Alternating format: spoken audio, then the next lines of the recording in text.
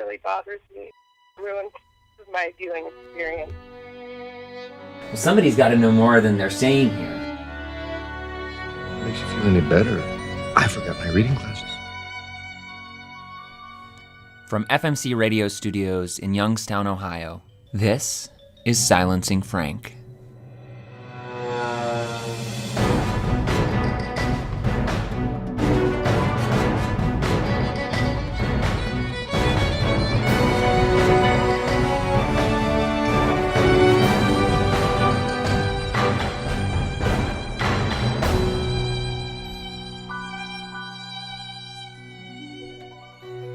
It's a normal holiday tradition for many families around the world, watching the antics of young Kevin McAllister versus the two bumbling crooks in the classic film Home Alone.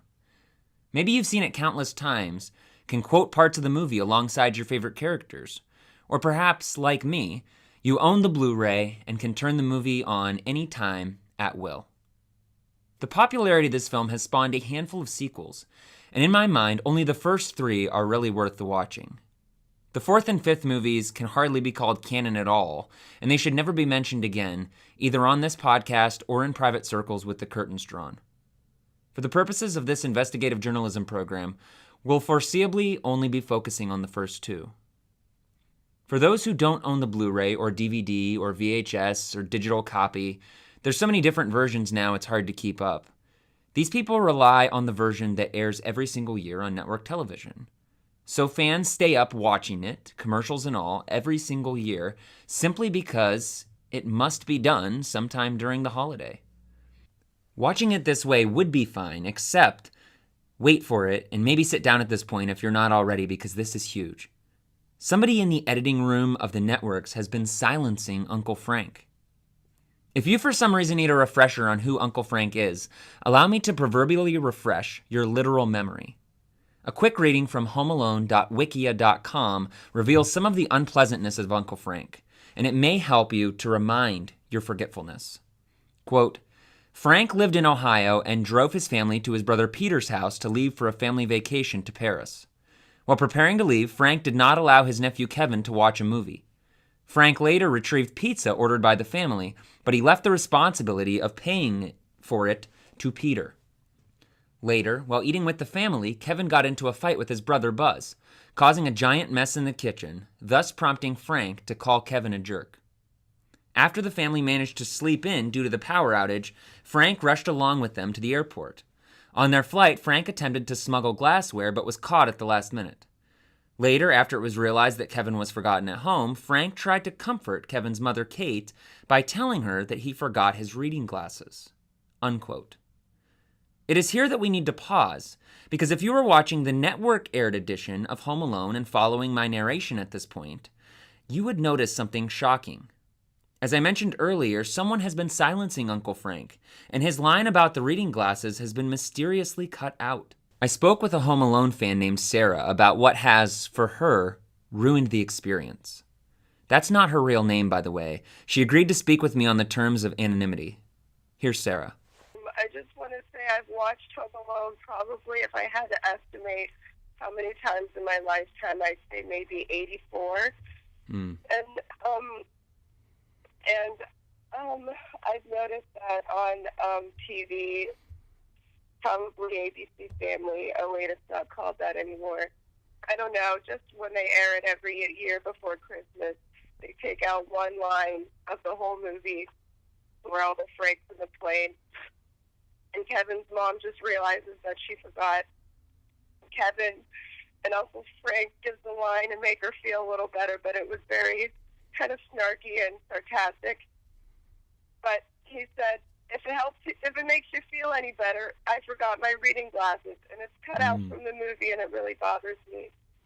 Wow. And it ruins my viewing experience. Now I know what you're thinking. Many times, the network will purposefully edit a movie to fit within the confines of the time period that they have available, cutting out scenes here and there so that the larger story can be told. Couldn't an editor for the network have done this to Frank's line, harmlessly doing his job? Sarah has already thought about that, and the logic just doesn't fit the crime. No, I have no idea. I mean, the only thing I initially thought of was because they cut it out for time's sake. I feel like I learned that they do that sometimes to fit it in a certain time slot. But, I mean, this line's 4 seconds, and it doesn't make any sense.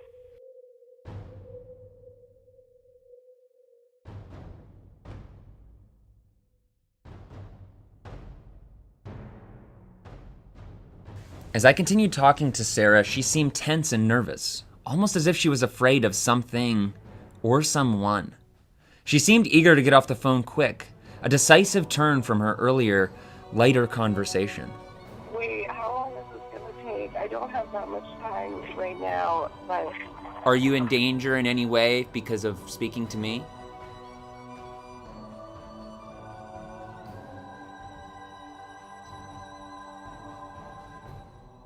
The phone went dead. Probably a coincidence, but all I can think of is, did the person or persons who silenced Frank get a hold of Sarah too? Did Sarah know something that she wanted to share, but couldn't? With the key witness seemingly silenced, I felt like I had nowhere to turn. Until I remembered a quote from the famous author Lewis Carroll, which said, quote, "Begin at the beginning and go on until you come to the end, then stop," unquote. With my vigor renewed, I determined to begin at the beginning. That's after the break. This episode is sponsored by HelloFresh. Have you ever wanted to eat food, but you didn't want to go to the store? That's where HelloFresh comes in.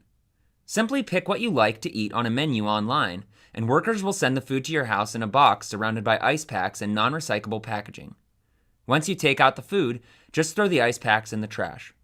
It might not be earth-friendly, but at least you won't need to leave your house to eat food. HelloFresh. You don't have to go to the store anymore, you just need to open a box. I was determined to take Mr. Carroll's advice and begin at the beginning. I wondered if perhaps getting inside the head of the Uncle Frank character would help me to know why editors seemingly disliked him so much. So I committed myself to follow in his footsteps, using the homealone.wikia.com page as my guide. It told me that Frank lived in Ohio, which was perfect because I live in Ohio. However, his trip to Chicago could not be replicated by me, nor could his plans to travel to Paris. While I would love to travel to Paris, I do not yet have any sufficient funds in my bank account to do so. So instead, I just looked at a picture on www.google.com of the Eiffel Tower and pretended like I was planning the trip. Next, Frank did not allow his nephew Kevin to watch a movie. So to replicate this, I refused to allow my daughter to watch her favorite show, Dora the Explorer, after her nap. I felt bad, but I explained to her that it was in the interest of journalism. Even though she's 2 years old, I think she understood. After Frank turned the movie off, he ordered pizza from a company called Little Nero's Pizza for the entire family. Since Little Nero's Pizza doesn't exist in the real world, I decided to go through the drive-thru of my local Little Caesar's Pizza, using quotes from Frank to continue getting me into the metaphorical space of his literal mind. I opted to respond to the clerk using only a paper containing printed out quotes from Uncle Frank himself that could be found within the movie, and none of my own words. While this proved to be a bad idea, the lines are so limited and for other reasons that you'll hear in a moment. Remember that I can only report on what happened, not what I should have done in retrospect. Here's the interaction that transpired. Thanks for choosing Little Caesars. Can I take your order? Traveler's checks. Excuse me? Traveler's checks. No, sir, we don't take traveler's checks. You'll need to pay with either a cash or credit. It's my brother's house. He'll take care of it. Take care of it when? You'll need to pay when you receive the order, sir. Early. We're leaving the house at 8 a.m. On the button. I have no idea what you're talking about, sir. Could you please pull around to the window? If it makes you feel any better, I forgot my reading glasses. Picking up the Little Caesar's Pizza was an unfruitful venture, primarily because I only had brought traveler's checks and no other form of payment to the store. I did, however, feel the sense of annoyance from the clerk, the same sense I had felt upon refusing to allow my daughter to watch her show, and I wondered if this was the key. Was Frank's annoying nature the root cause of his censorship? That's next time on Silencing Frank.